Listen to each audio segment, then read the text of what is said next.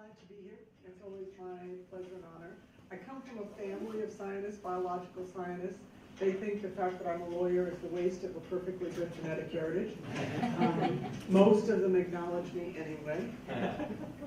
I have a lot of siblings, so I'm going to hedge that. And so I want to start with sort of just giving you a little disclosure, or ask you actually, why we're talking about this, right? And I'll give you my answer, and then I'm going to ask you again at the end what your answer is. And so for me, this is about so that the work that happens, we are incredibly fortunate to do the kind of work we do in universities related to advancing the frontiers of knowledge that we hope is going to make the world a better place for all of us eventually. And to do that, the work that happens in our research institutions needs to be rigorous, needs to be robust, needs to be reproducible, it needs to be, real, right? Not made up, not fudged, not kind of close. It needs to be real. And real people doing that kind of thing make a lot of mistakes along the way. There's a lot of art to it as well as science. And so we have to recognize that mistakes happen and people are wrong. Being wrong is not misconduct. Being wrong advances the progress of science if we're real about it. So I'm in the College of Engineering. Our ethics center is to help people act as value-driven leaders and professionals. We are relentlessly practical about what we do. We create tools, systems, and resources to help universities and others educate about ethics, responsible conduct of research, leadership. And I want to be clear about leadership when we think about it, is that you don't have to have a title or a formal position. There are those among you who are probably very young on the very low end of the power curve in your group who are seen as leaders by others because of your personal qualities you bring, because of the way you interact with others. We can all affect those around us, and we all do affect those around us. And so I expect all of us to be leaders in the kind of examples we set and the kind of responses we have to problems. One of the things we know about organizations is that tone at the top matters, mood in the middle matters, buzz at the base matters.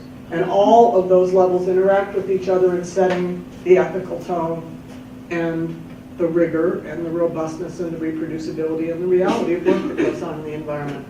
So Melissa said I started in the Department of Yucky Problems.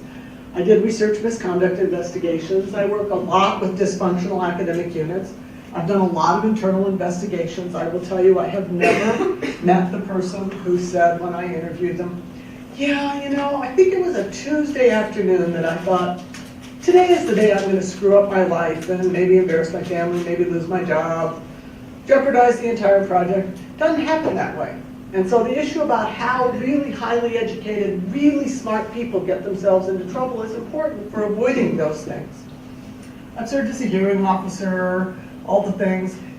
I'm more interested in prevention because we had a conversation about the fact that when problems happen, particularly research-related problems, they are hugely costly.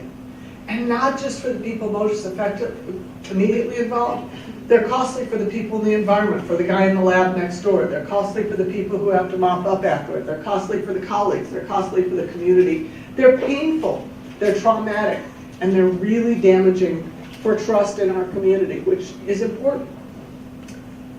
So I served until last year on the Committee for Responsible Science, which was chaired by Bob Neorum from Georgia Tech, which is, I think, how I got into the Science and Technology Center Directors Circuit.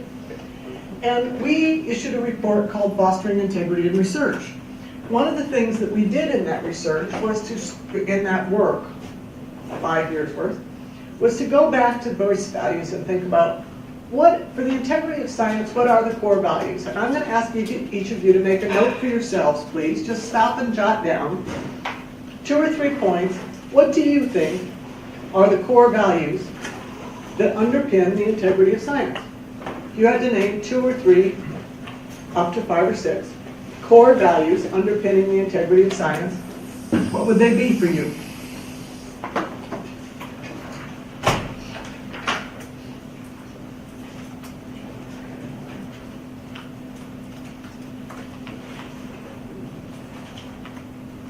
And after you have 2 or 3 collected, I'd like you to share what you've got with your neighbor. and see if you have similar things or different things, and talk about it for a moment. Because, I know what I think. This is about what you think. So please do share and talk with each other.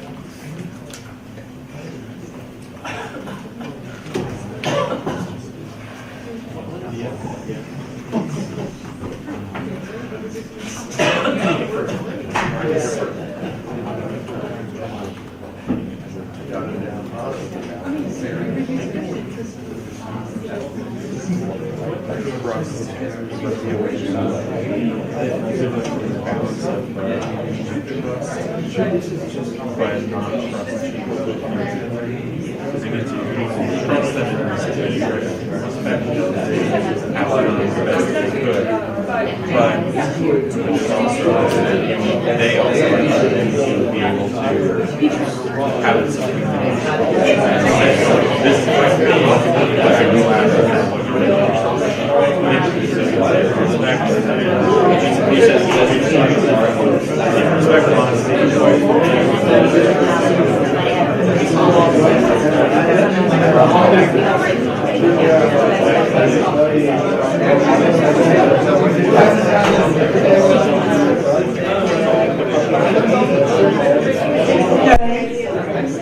How'd you do?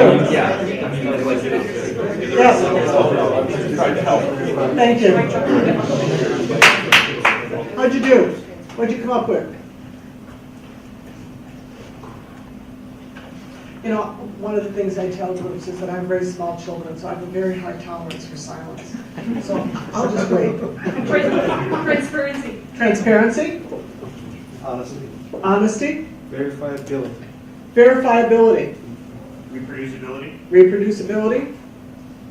Forthrightness. Forthrightness. Seeking the truth. Respect and humility. Respect and humility. I like that a lot. Anything else? Did we cover pretty much what all of you came up with? Maybe that we have to acknowledge all contributors. Desire to find the flaws in your own arguments. Yeah, desire to find the flaws in your own arguments. All right. Methodical.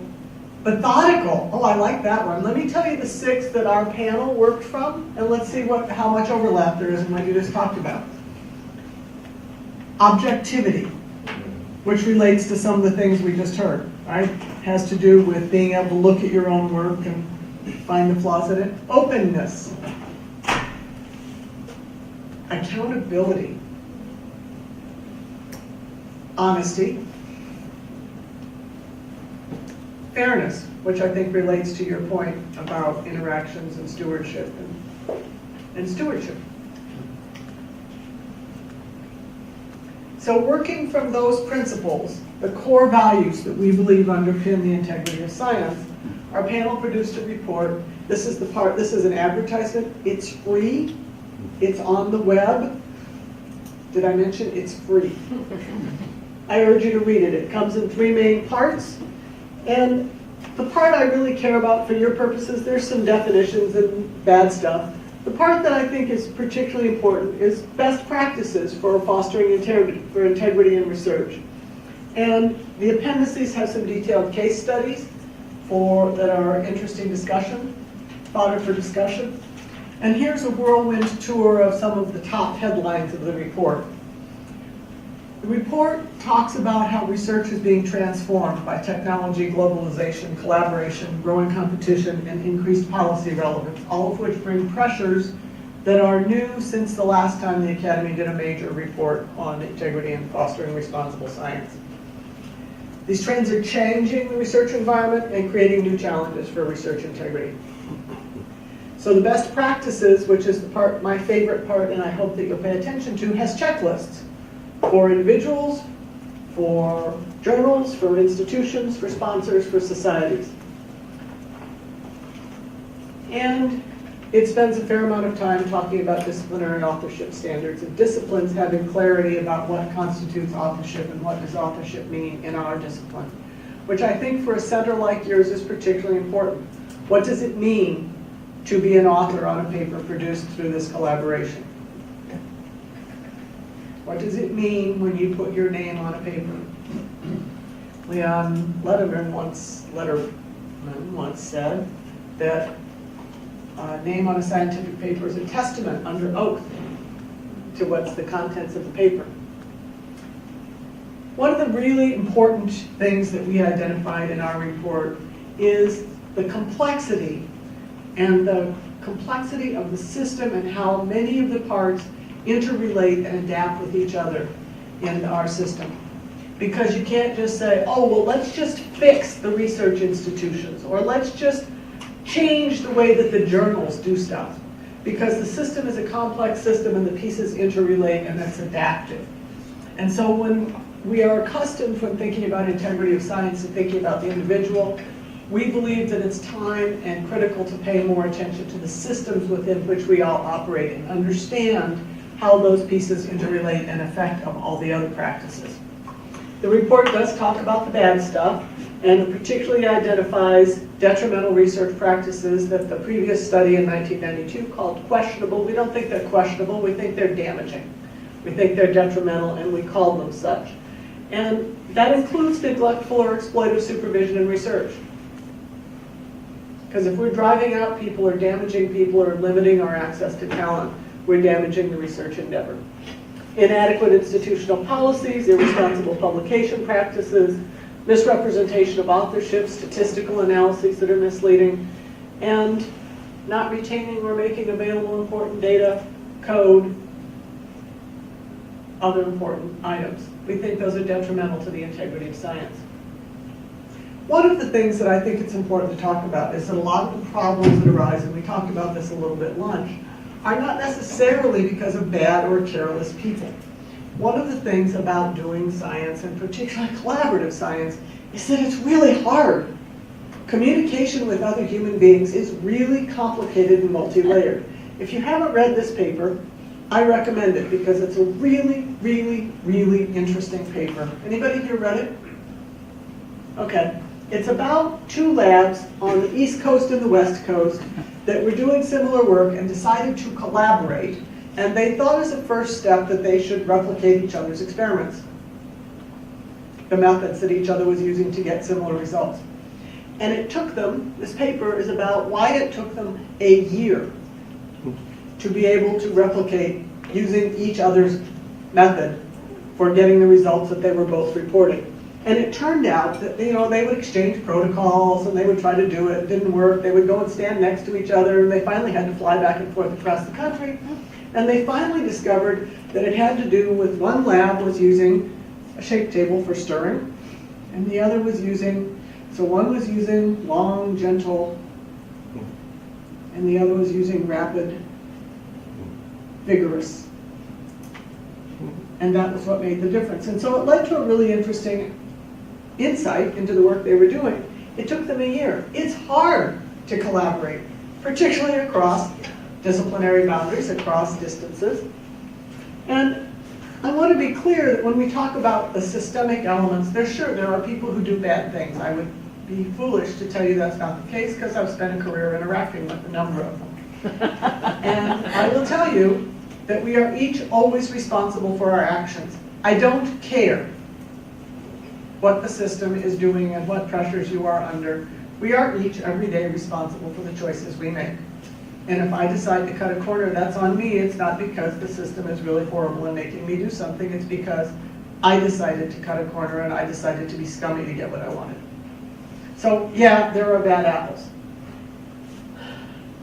And it's absolutely clear that the barrel in which our apples live and habit, bless you, shapes our perceptions and choices.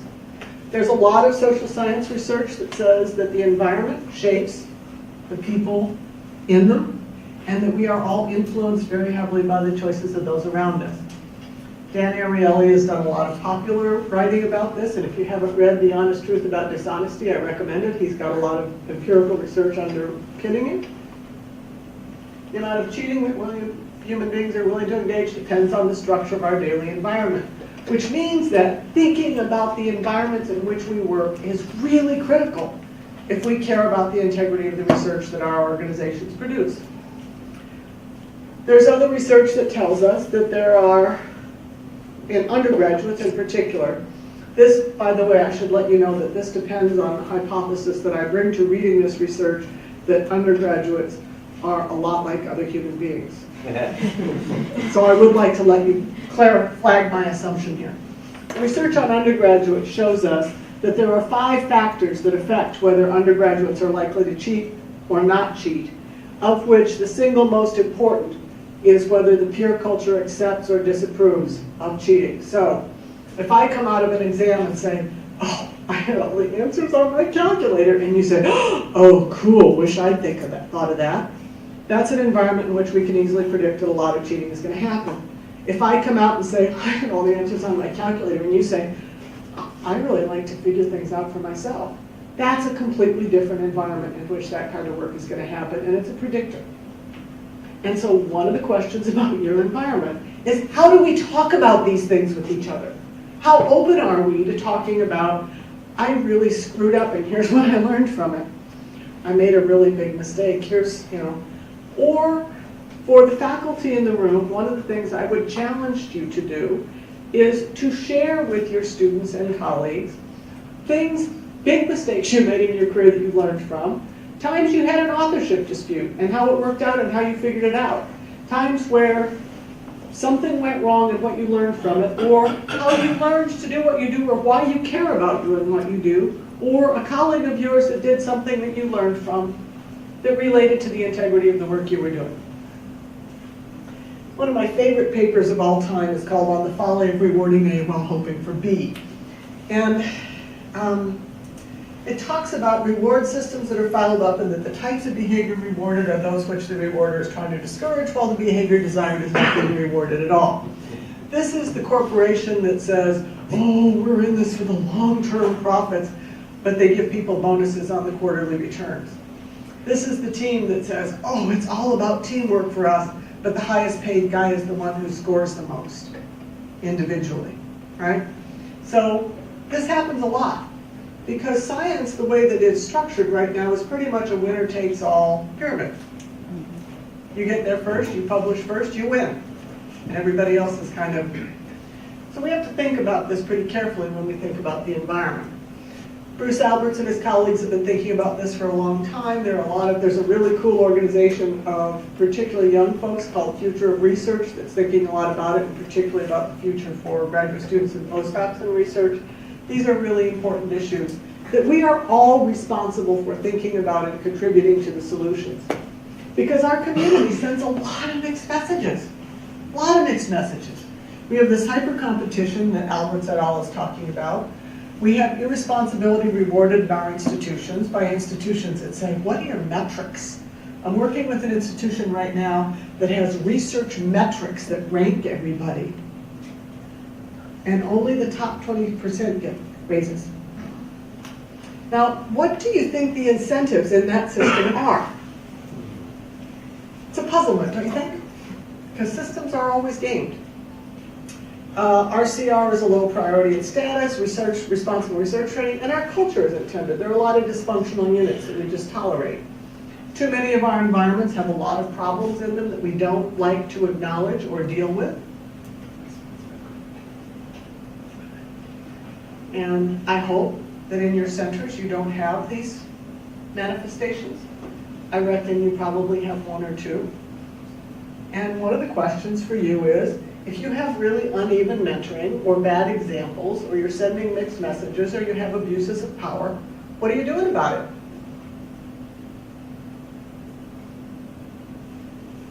Because we know the context influences individuals, and leaders shape the environment. And leaders is everyone in the environment. Have you ever been in an environment where one of the low power people said, oh, is that how we do it? And it changed the dynamic in a room? Or asked a question that changed the dynamic? Or did some other things that had an effect? Groups of students and postdocs in particular can have a powerful impact on the tone of an environment. Because how you act in interacting with each other, in dealing with your science, in dealing with your research, in dealing with your colleagues, expresses your priorities about integrity or not, and other things or not. So the challenges in science start early. People learn how research is done in the environment they join. They develop a mental model.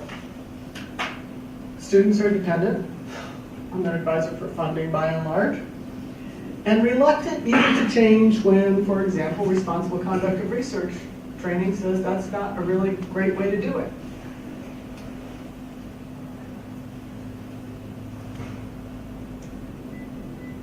Because the informal curriculum always trumps the formal curriculum. Everywhere, always. Always, always, always. So, everyday behaviors and interactions are as important or potentially more important than whatever you do in your formal training. And I bet you have some formal training. How many of you have to do required online responsible conduct of research training? I got news.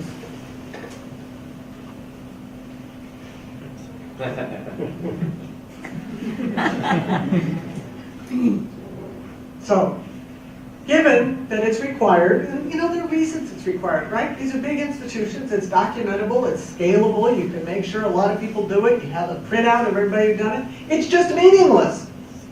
It's just useless for the purpose. Other than that, it's terrific.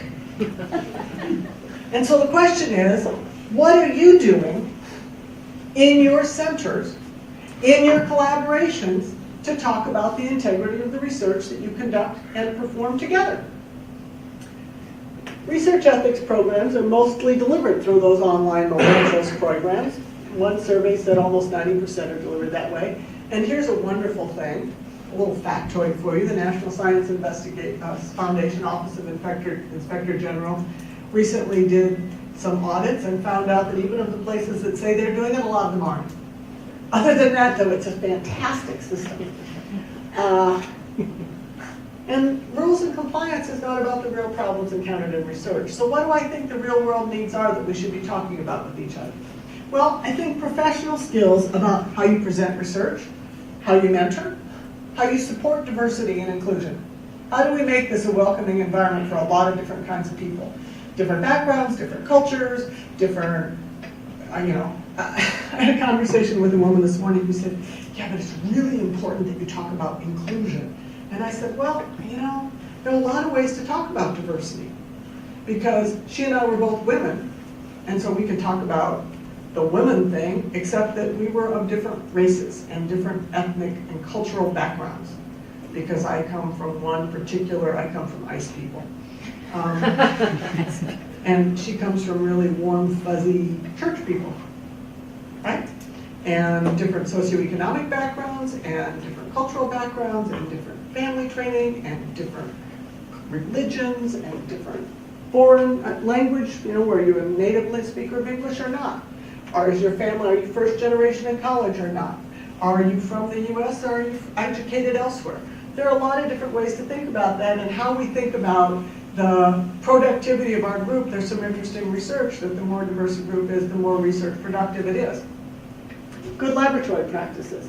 How to have a dispute professionally. I see more really highly educated, really smart people get themselves into trouble because they don't know how to have a professional dispute than anything else. Anything else. How to maneuver in the trenches for getting credit and giving it versus the formal rules of authorship. How to choose a mentor and colleagues for character. Here's the question. I get invited a regrettable amount of the time to come be the research ethics event of the semester. And one of the questions I always ask people, and I'm going to ask you, this is a real question, not rhetorical, how many of you spend more of your waking hours at work than you do with your family and friends? All right, please stop and think about that for a minute and the implications on that, because we know about how much the environment influences you. There's a lot of research that says the more time you spend with people, the more you are likely to become like them. The more your use of language becomes similar, the more your patterns become similar. And so, if you don't choose those with whom you associate your professional life and your professional reputation for their integrity and honor, what does that say about what you're likely to become? So if you don't choose those folks for character, it has implications on how you're going to end up. The line between making your data look pretty and manipulating and altering data and images in unacceptable ways. Where is that line? Do we talk about it? Have you talked about, you know, I did this and it went a little too far and so I had to back it off and here's why I did that and here's what the temptation was and here's how the choices I made and why? Because those are the real, that's where the rubber hits the road. Finding the line between inappropriate self-promotion, scummy, the kind that makes you want to go take a shower when you see it, or advancing in career sensibly. Because there are rules about it, right? And we do have norms in our environments about it. We just don't talk about it very often. How to get useful advice and recognize it when you encounter a problem. The thing that I care the most about is that if you encounter a really vexing, professional, ethical dilemma, that you have the tools and resources for approaching it and getting through the other side intact with the result that you can live with based on your own values and still end up who you want to be at the end of your career. Be proud of yourself. And be willing to go home and say, guess what I did today, Grandma? Right? And be proud of yourself. So research-based ethics education, Mike Mumford has done some really interesting research. We know that it takes emotional impact. It's iterative. This is not a one-and-done event. Relatively short cases, positive as well as negative examples. Here's how to do it right when you have a problem. Where the analysis is modeled in practice, strategies for response. Labels really help people cognitively. Oh, this is a conflict of interest problem. Oh, this is a conflict of loyalties. Oh, this is a, because then you can spend your energy on figuring out the dilemma as opposed to thinking, what the hell's going on here? Forecasting, anticipating consequences. If I do this, what might happen next? And emotional self-regulation and reflection, which are professional skills that you learn through practice. Age helps too if you make a lot of mistakes like I have. On the other hand, just plain old structured practice can help. So we're going to do a couple of these in a minute. And for each one of them, I'm going to ask these 6 questions. I'm going to ask you to identify the issues, what policies and rules apply, what questions you have or data would you need to advance to the next step in solving it? Who or what are your resources? This is about figuring out who you can turn to, right? When you have a dilemma. Where am I going to go for this? What are your options and who's affected by each? And then what will you do? And what exact words will you use? Because it is not enough to know, oh, that would be wrong. I could never do that. I have to be able to say, excuse me, Professor, hugely important. I don't think I could do that. I once experienced something way early in my career. I was sitting in a sort of open plan place, and around the corner from me, I heard somebody say, oh, don't ask Tina, she would never do that. Go ask Larry down the hall, he'll backdate that document. I would always rather be the one that never gets asked, right? And how does that happen? Well, it happens because you gotta find some non-sanctimonious, non-scummy, non-skin-crawling way to talk about who you are and your values and what you stand for and what difference you want to make in the world. And I do that enough that the response was, don't ask her, she won't do that. And I wouldn't have done it. It wouldn't have been very comfortable given who the speaker was. And so I was endlessly grateful that it didn't even present itself. So having the words, what I call personal scripts and what we teach in our programs, is really important. What are personal scripts? Words you have prepared in advance and practiced for predictable situations. And there are situations that I promise you that are predictable, that will arise in every one of your work. I need some time to reflect. Perhaps I could get back to you in about 20 minutes. Oh, she's a thoughtful person. She wants to think about my request before she gives an answer. I recall there's something about that in the university policy. Let me review and get back to you. I really want to make sure that when I do this, it goes through the first time, so let me check the policy so when we do it, it'll go through and we won't get it bounced back. I'm not comfortable discussing that. Better living through better boundaries, folks. You know, I just wouldn't be comfortable talking about that. Full stop. Is this a good time to talk? I'm confused by some elements in this draft and wonder if we could talk it through.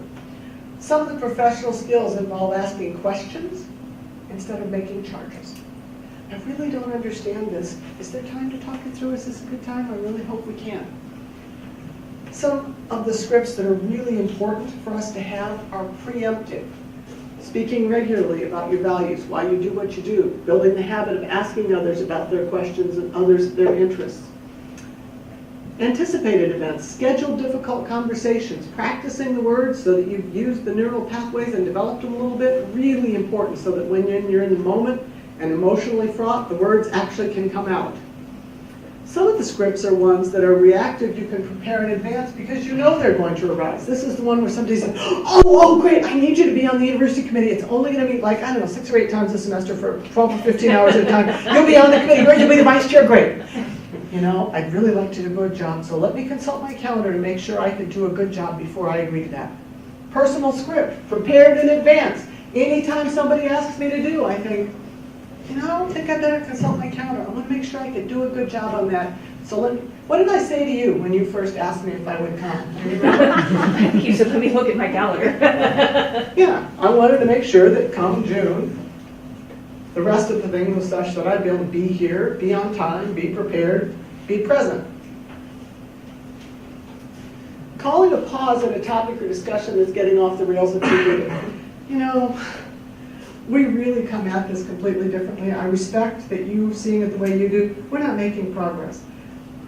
I'll buy you an ice cream. Let's talk about something else for 15 minutes. Let's go for a walk. Let's go down. I'll buy you an ice cream, take a break, and then try again. Would that be okay? I'll buy you a beer. I don't want your inhibitions too, you know, too uninhibited. Coffee. You ever been in a classroom where a student asks a question and you haven't a clue, and so you can do 2 things, and sometimes you do all of it. One of the first things I always do is say, what do you think? That's a great question. What does everybody in the room think? Now that's also time buying. It's also a really great pedagogical tool. And then in a meeting, well, you know, I'm not sure, what would you do in that situation? What do you think we should do? This committee has to do this, this, and this, and I don't know why you've never done that. You know, I agree, this is a really important problem. What do you think the right answer is? Noting positives. You know, make it a habit to catch people doing something good. One of the things about university communities is that we have this mythology that somehow the more critical you are, it's a marker of intelligence. And actually, I will tell you that being ruthlessly awful to other people is not correlated with intelligence. It is all right to find someone who's done something superbly well, or even just fine, and say, boy, that was really a contribution, thank you. Agreeing to disagree. You know what? I listened to you, I think I understand, here's what you said. I don't think I'm going to agree with you, so maybe we should just stop talking about it? Could we agree to disagree and go on? So one of the things, we just wrote this up in Nature not too long ago, was the pitfalls, which we called career tragedies. And these are things that we learn to recognize in ourselves by and large. Temptation. One more cookie. Standing up. Your cookie was broken anyway. It won't count. It's just a little bit. I'll put it back in the till tomorrow. Rationalization. It is always possible to rationalize any scummy thing you want to do. Ambition.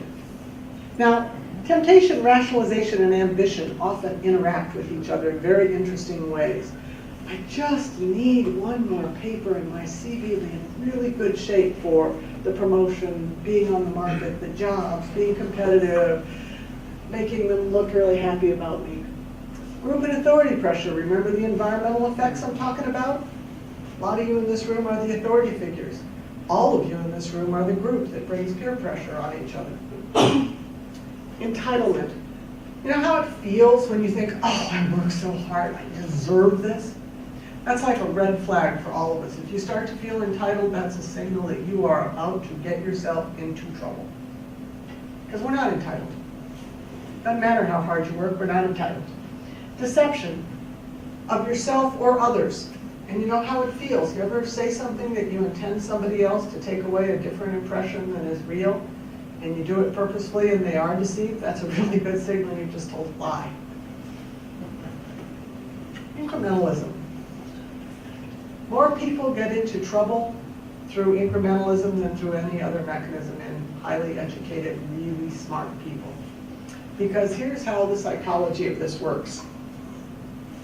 You take a step that's just a little bit over the line, and the very first thing that we do is, because we like to think well of ourselves, is that we normalize it.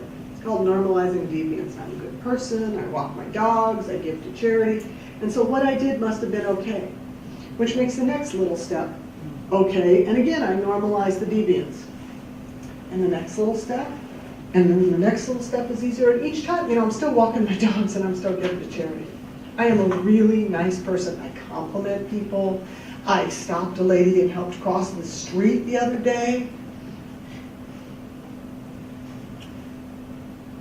And pretty soon you've come a distance that you never would have gone in one step. Because each of those little increments along the way, you normalize the deviance. And you've lost track of where you started. I would tell a story here except for the cameras, so I'm not going to because it's identifiable. Embarrassment. One of the things that is the single most important thing that it's to learn, particularly when you're starting out, is to be able to say, I don't know. Glad to try and find out, I don't know. Or, I think I really messed up.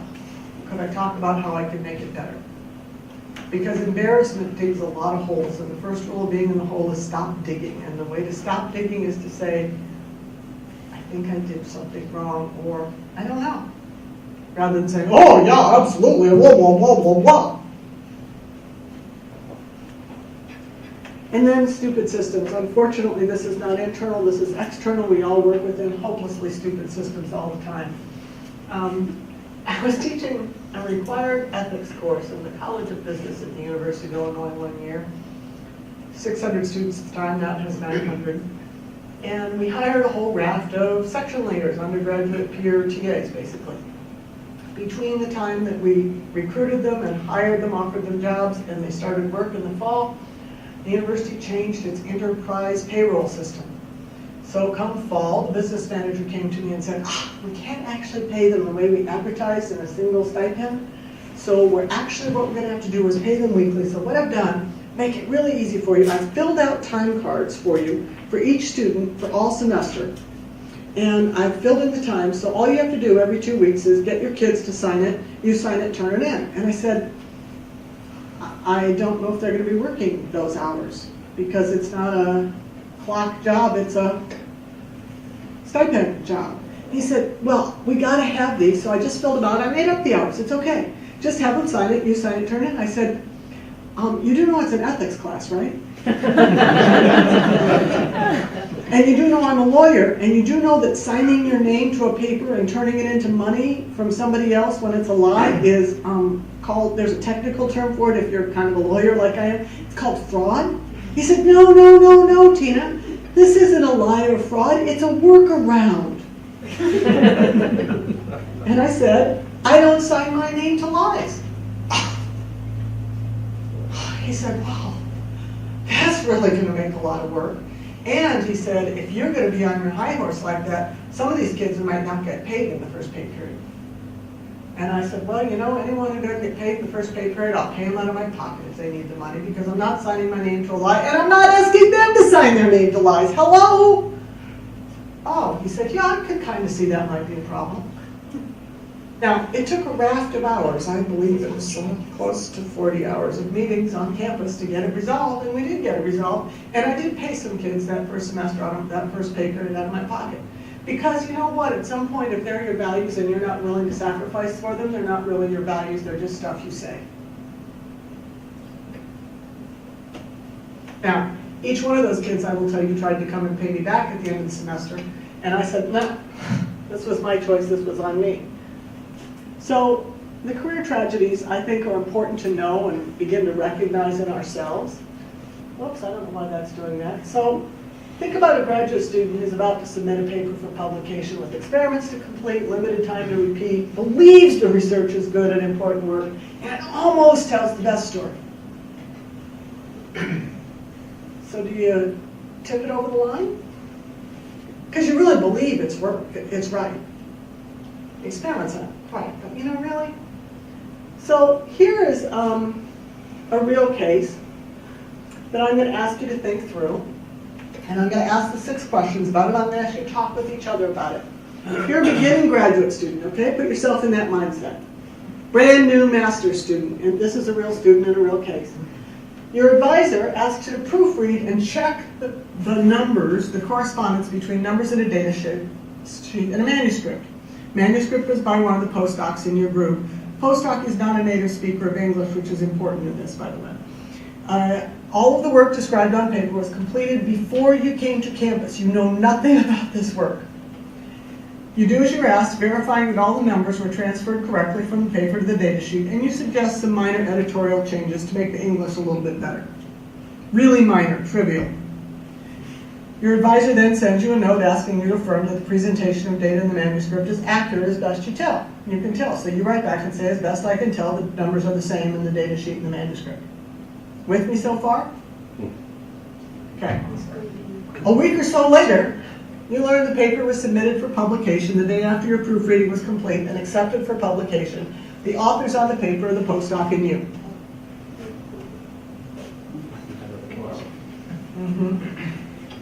So, what do? What are the issues and what should you do? So, I'd like you to talk about this case just a little bit with each other. Let's just talk about this for just a minute. What do you think this student should do? What do you think? Somebody who doesn't know the story, because we have some people here who know the real story. What do you think about this? Brand new master's student, what do?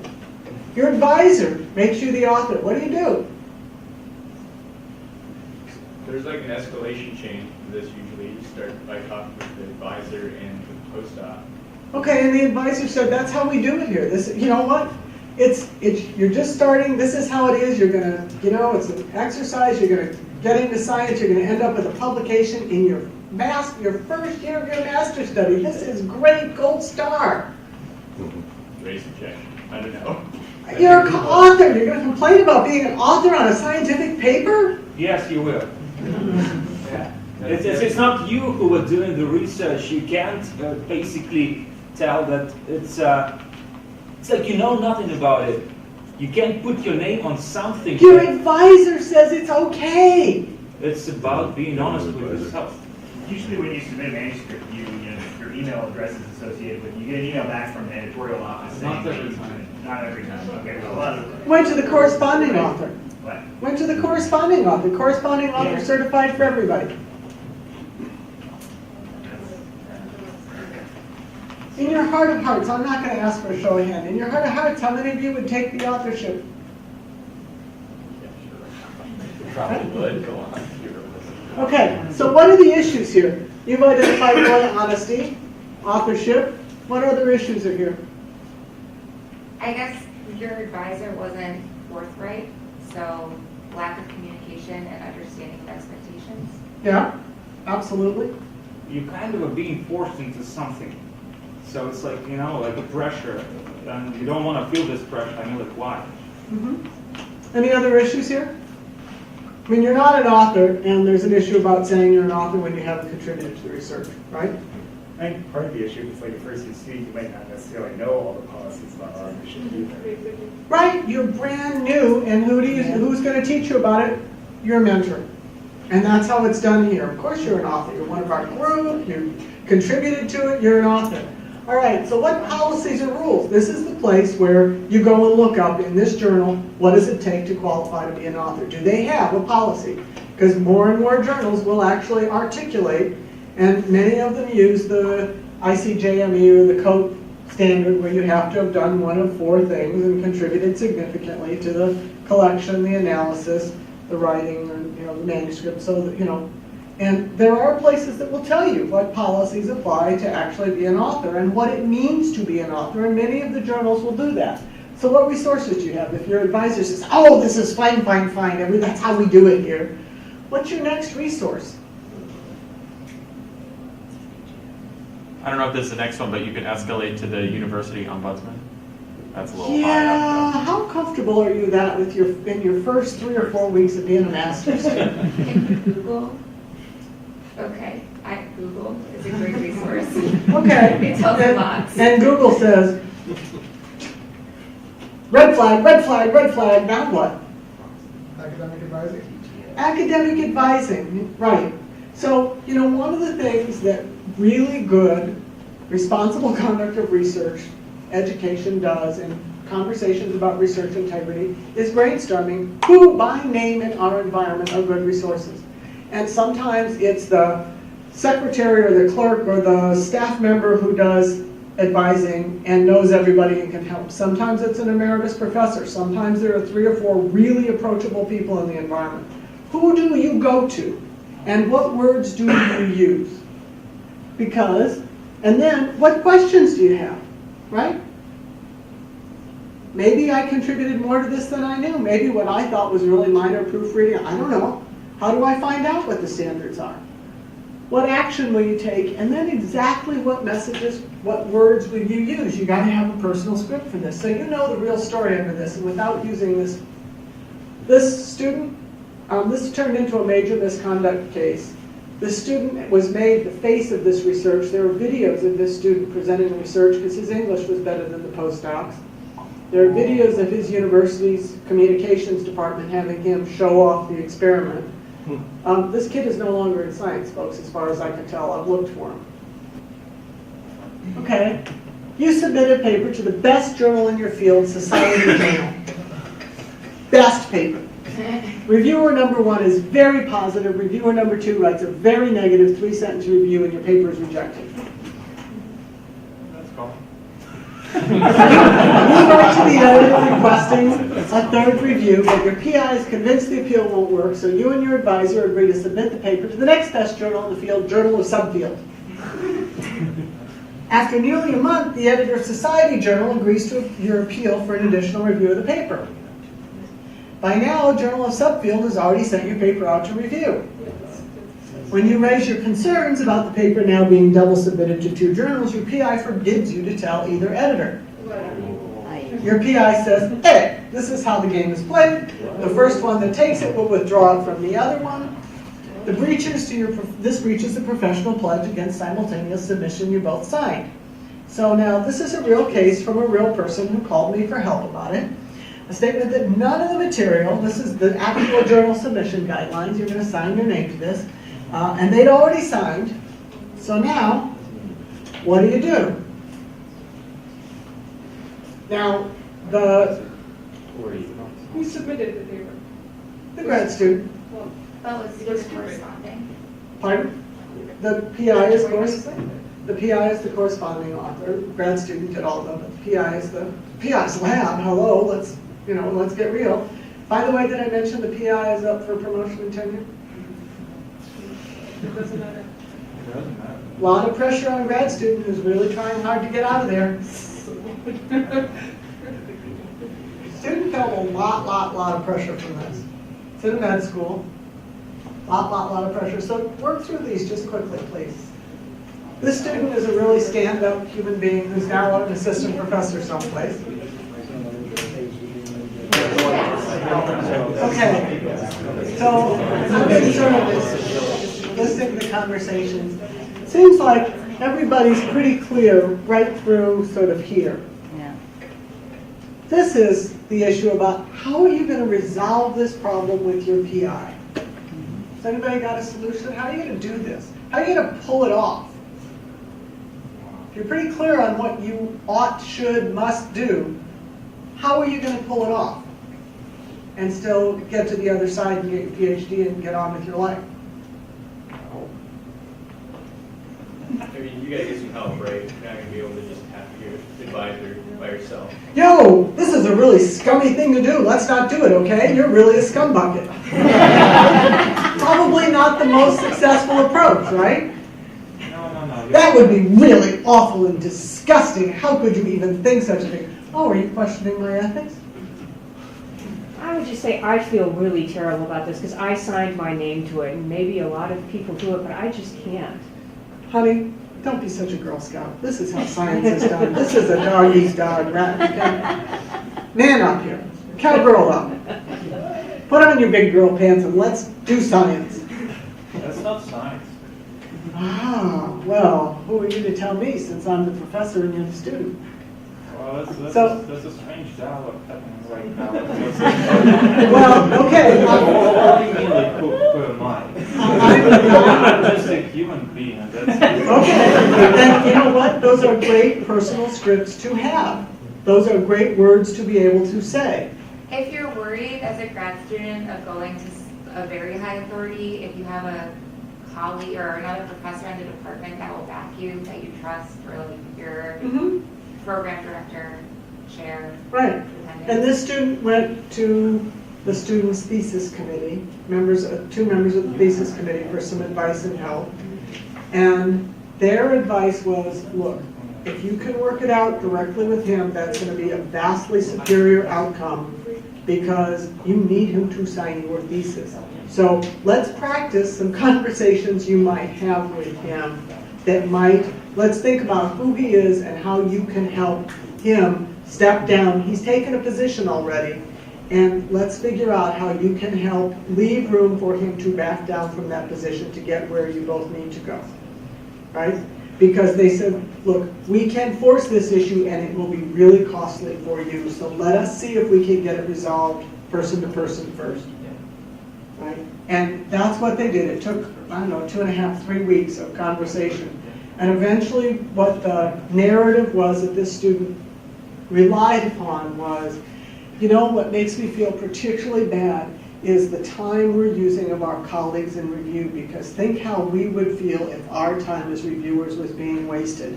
When we agree to review a paper and we find out that it's a completely wasted effort, we'd be really mad.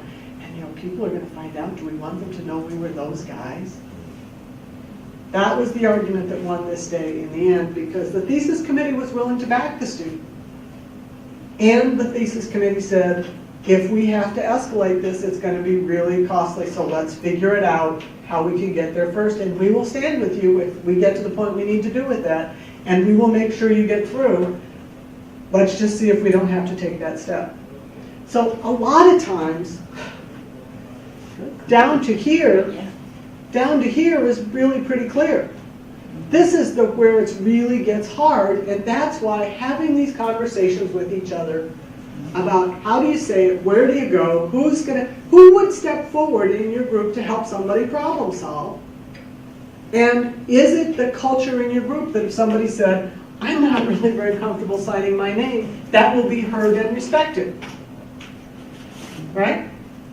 Or if I say to somebody, oh, come on, get real, that's how it's done, is one of you going to stand up and say, you know, really, that's not how we do things here? You're focusing on the junior, but on the professor's end who's coming up for tenure, I think you said? Yeah. And now the senior colleagues have been informed. I mean, why should they give this guy tenure? He's dishonest. Or this woman. Well, I think that And that's a when- very interesting question, and that was foremost in my mind, except the person who came to me for help was the student. Now, I have serious questions about that institution and that department, because I said to the student, tell me exactly. Tell me the words that got exchanged in these conversations with you, with this people who said, we will help you and it will be ugly, so let's try to avoid that. They don't know that this happened. So what are they doing in all this? And that was exactly my question. I was not at that institution, I wasn't part of it. What I was I had been the ethical event of the semester someplace around the country, and the student called me up and said, I heard you talk, you said you would talk to people, I'm calling, help. So I did. And that's exactly the question I had. And I actually have a colleague who was thinking about applying for a job there, and I said, what are your other options? Ready for one more? Yeah. Okay. We have one more.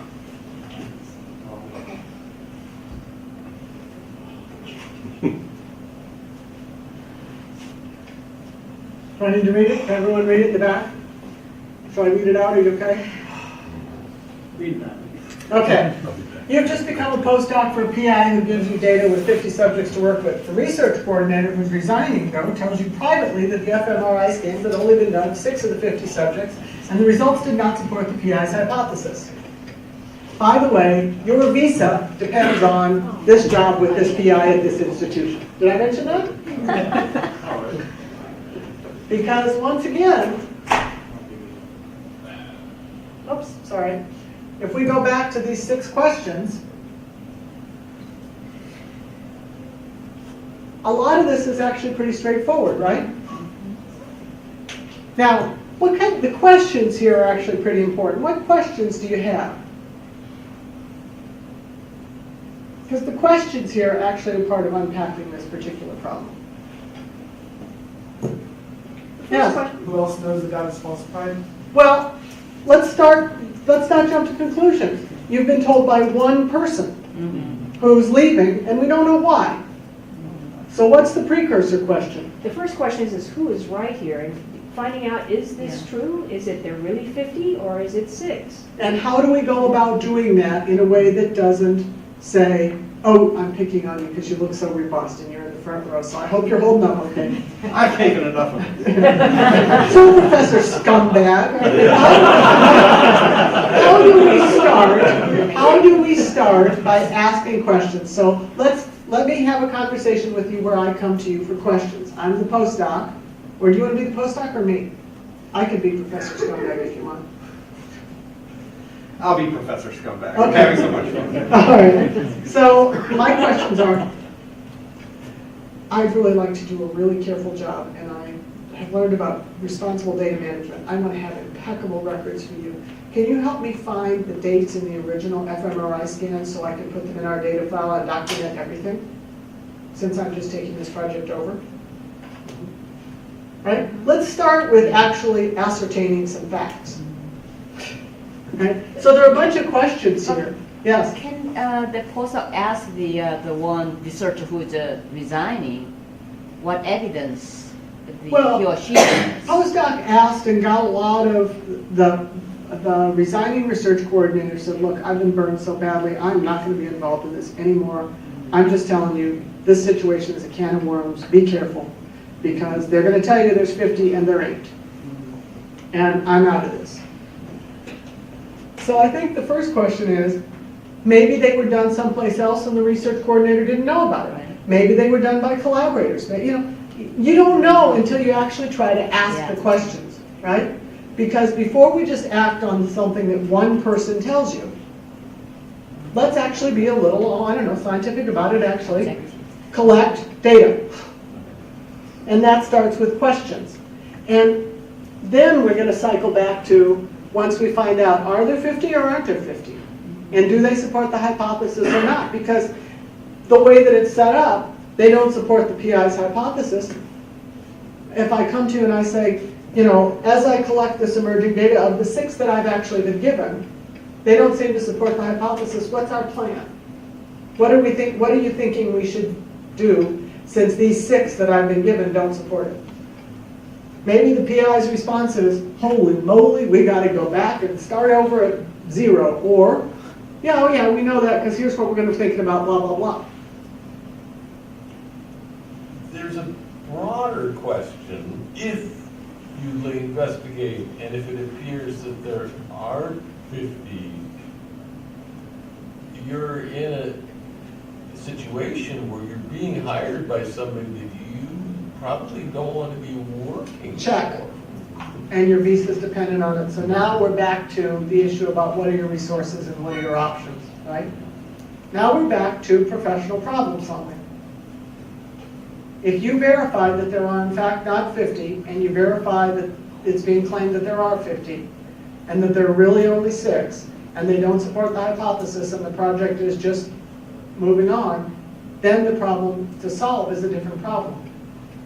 So we got to be pretty careful about what the issues are, and then figuring out resources and who you can trust and who you can't, and how you work through it. Right?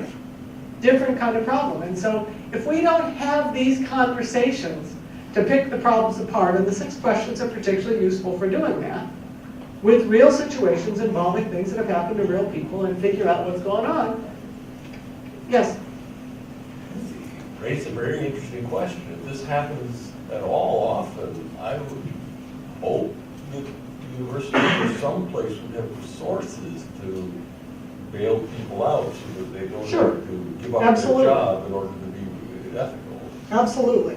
A university that has a really robust, well-functioning research integrity operation will do that. I personally, out of my office budget, once paid to place a student for a year in a new lab for the student to, well, it's a long story, but our budget paid for the student for a year. And what we saw was a professor of higher professional standing and status than the lab where the problem had occurred.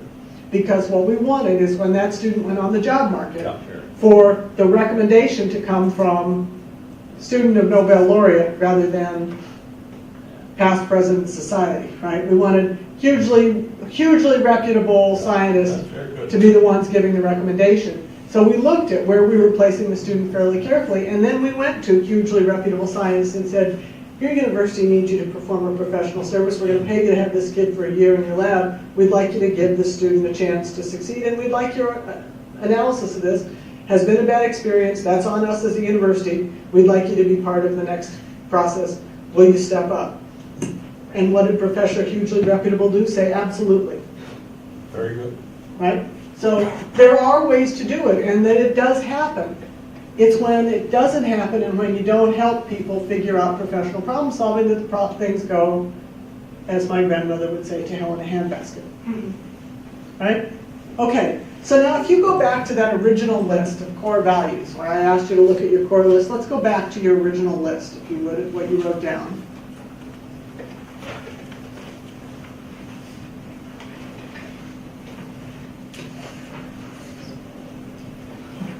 Would you change your list now, since we've had these conversations? Why don't you go back and amend your list right now? Augment it. Fill it out. Change it.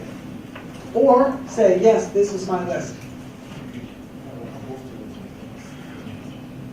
I'm going to ask you to think about what kind of conversations you have, how you set the tone. Ask you to think about how things go right, which is absolutely the question to think about. How do things go right? How things go right is by having good habits of conversation, good habits of record keeping, good habits of how we interact with each other.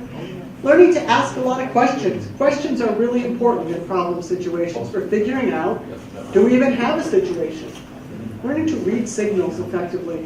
Is this a good time to talk? I have a concern and I wonder, is this... No, this is a terrible time. I'm on deadline. Can you come back tomorrow at 6? I'd be happy to. Be able to know and articulate your values. Who are you? What do you stand for? What difference do you want to make in the world? How do you talk about it? Why are you doing what you're doing? Why are you devoting as much time as you do to what you do? Developing some personal scripts in your words that you can actually use when you need them. And learning to have disputes effectively, right? So our center has some resources. We have some stuff on research ethics. We have a leadership collection. We offer some specialized programs. We have an online professional and solving problems at work, massively online course. We offer for universities this only validated instrument that assesses the integrity of research environments university-wide. We're building an international database so that they can actually compare across institutions. And I would like to leave you with this thought from my colleague Paul Friedman, who passed away last year. The argument that science must be regulating itself pretty well is regulating itself pretty well because it is making progress is far from compelling. Perhaps progress would be 2 or 4 times as fast with greater scrupulosity. So I'll leave you with these comments, or slower, if possible. Yeah. The question is, It's better. what do we for sure. care about? Yeah. So I'll thank you, and there's a little time for questions. Thank you for your time.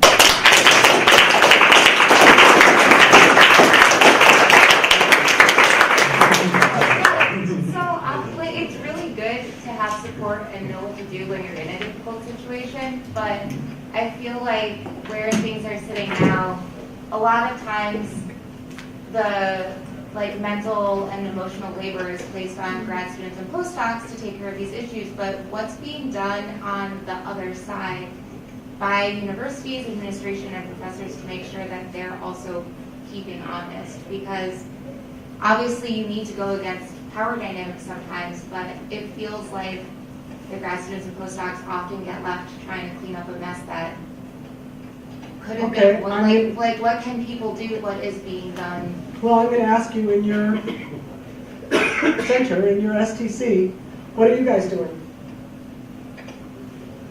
Inviting you to. Invite you. Okay, and that's next.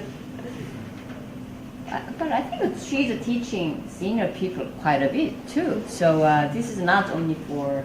No, but like in general, do faculty also need to go to ethics meetings per year, like grad students do every year for training, or? The federal agencies require that trainees be trained, and one of the things that I look for about an environment when I go to it, and when I'm invited, is I ask who's going to be in the audience. You probably remember me asking that? Yes. Because one of the things I'm gauging is, are they asking me because they're going to send off all the trainees, or all the faculty members going to be there? Because one of the indicators about an environment is, are the faculty in the room when this happens, or is this something that only the little people need? And then like if you're looking for a position. And I go to a lot of places where the faculty are sitting in and participating and doing the case studies and doing the problems and really engaged. And as I get older, I go to fewer and fewer of the places where they say, oh no, this is just for the students. And I say, I have some other names for you. So, like, if you're looking for a position in academics then, and you want to find somewhere that has a good department environment, what are some things that you can look for as a Okay, young person? I'm going to turn the question back to you. I have some suggestions. Let's see if we can figure it out in this room. What would you do if you're on the market and you're going someplace to find out about the character and quality of the environment? Could you ask, like, what, like, so in this case, the CBB, what are its metrics for funding?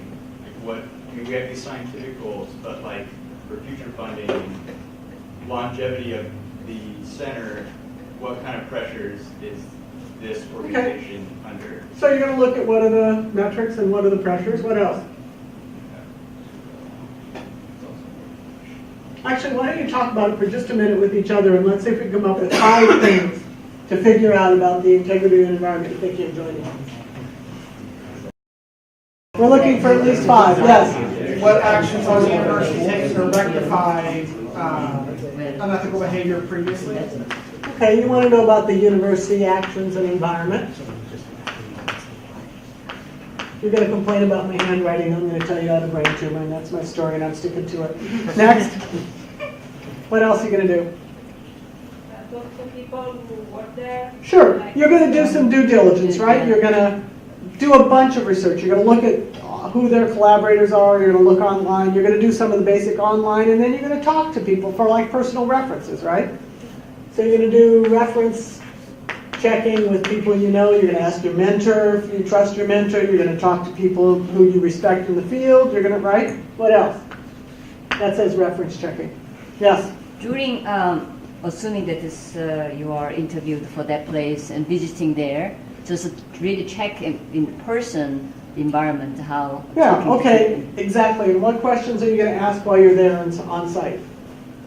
One thing Melissa and I discussed was asking what their criteria are for tenure and whether it's a nuanced thing or a fixed number of publications, for example, Or be able which to would sense. build in very bad incentives. Okay, criteria for tenure, what else? What the ethics training looks like. Sure, what does it look like? What else? All right, here's what I'm going to do in addition to all these things. I'm going to ask whoever's arranging for my ticket and my expenses, what's it like to work here? How long have you been here? Would you come here again? Would you want your sister to come and work here? And then I'm going to ask all the people I meet. Now, I'm not going to say, so are these people really scumbuckets or what, right? I'm going to ask questions like this. Are you happy in this environment? Has this been a really productive environment for you? Is it, is it the good kind of stress? Are you learning a lot? What happens when somebody makes a mistake here? Right? I want to know about what happens when people have disagreements here. How do they work them out? I want to know stuff like that, as well as how productive are they, what are the, I'm going to check references. Anything else? What else do you come up with? Who are you going to ask questions? I'm going to ask the person who helps me, and then everybody I interact with. Who else are you going to ask?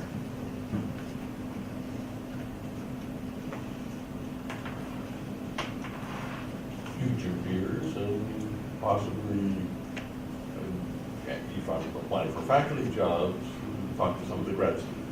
Yeah, you bet. The grad students, you're gonna talk to a range of people on the power curve, right? I mean, depending on the institution, the service folks in an environment, I'll tell you what, the bottom of the power curve always knows a lot about the people at the top of the power curve. A lot. Because people, the higher up, the more power you have, the more you're watched by the people who depend on you to make decisions that affect your life. So I'm going to ask the people at range of levels.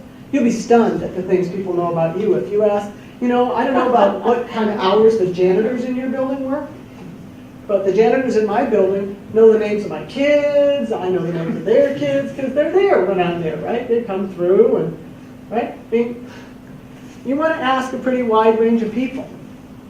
So you're going to ask a range. Anything else anybody come up with? So you want some factual stuff and you want some textured stuff. And none of it are you going to use as the gospel. It's like you're going to synthesize data points from a whole bunch of places. Right? So you're going to ask peers. You're going to ask people who are above, people who are below. What else are you going to do? Anything else? I call the last person who was denied tenure and ask what the experience was like. That'd be an interesting thing to do.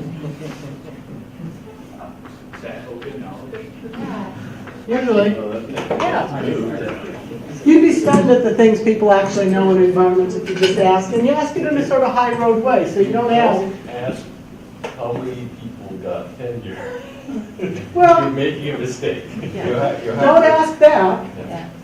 Just ask what makes someone successful here and what causes people not to be successful here. What in your experience? Tenure rate is absolutely subsumed. If the department has denied 3 people tenure in a row, or has a history of keeping only half the people, you deserve to know, and they deserve to be embarrassed about it. And the rest of us are Well, pleased one of the questions is this a department that's doing really effective hiring and mentoring? Right? What is the mentoring plan like? Do you assign mentors? Do people pick their own? Are there committees? Are there checkpoints? Are there annual feedback and evaluations? There's a whole kind of things you want to know about. What's the infrastructure here? Do you plan on people you hire succeeding?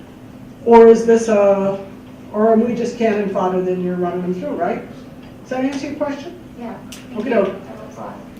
Last one, we're almost out of time. So you're talking with a fellow grad student, they're complaining about something unethical their professor did, for instance. What do you do? Because that's not your problem. If you go and bring it up, you can go and torpedo your fellow grad students' chances of graduating and all sorts of things. Well, one of the things that I teach is that there's an all-purpose answer to that question, which is, it depends, right? Depends on what it is, it depends on what you heard, it depends on how reliable you think it is, because people say a lot of things when they're letting off steam. People have bad moments. I would never take action on the basis of something that one person told me one time without going through all 6 of the steps and asking a lot of questions and seeking data. And, so is the information you got that somebody's human being's life is at risk, then I think that you're going to have to step up and do something. If the information is, oh, I just have a bad feeling about it, and he gives off really bad karma. That's qualitatively entirely different kind of information, right? So it depends. And one of the things that really matters is, who do you go to for advice that you can really trust when you have a thorny professional problem? Can you come up with 2 or 3 people across your career you could go to or call up and say, can you help me think this through? And so now I'm going to say what I always say, which is, I talk to people. If you've really got a problem, I will help you find a resource if you don't have one. And I really hope that you have a resource, and I really hope that you as a community think about these issues and support each other and talk a lot about them. So thank you.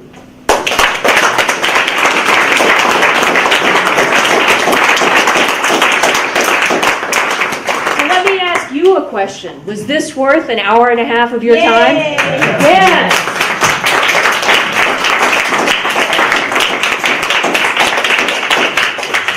Thank you very much, and I know we will never need to call you because of these thorny questions now. I have to get her on a plane.